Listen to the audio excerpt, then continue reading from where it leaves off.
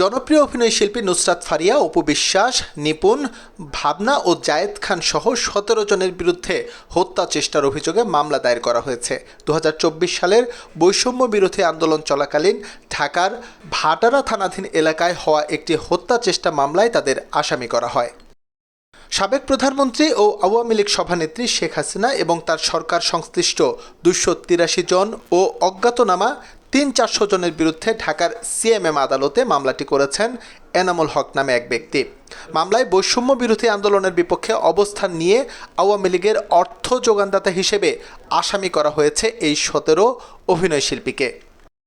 নুসরাত ফারিয়া ছাড়াও এই মামলায় আসামি করা হয়েছে অপু বিশ্বাস, অভিনেত্রী সুবর্ণা মোস্তফা, রোকেয়া প্রাচী, আসনা হাবিব ভাবনা, সোহানা সাবা, মেহের আফরোজ শাওন, জ্যোতিকা জ্যোতি, চিত্রনায়ক সাইমন সাদিক, জায়েদ খান, আজিজুল হাকিম সহ ১৭ জন অভিনয়শিল্পীকে।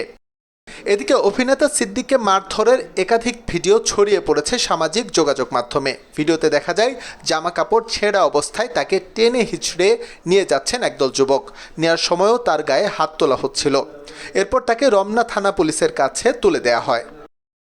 এই অভিনয়শিল্পীকে ধরে নিয়ে যাওয়ার সময় আওয়ামী লীগের দোসর বলে স্লোগান দিচ্ছিলেন অনেকেই। সিদ্দিক অভিনয়ের পাশাপাশি আওয়ামী লীগ সরকারের আমলে একাধিকবার ঢাকার গুলশান ও টাঙ্গাইলের মধুপুর আসন থেকে মনোনয়ন চেয়েছিলেন।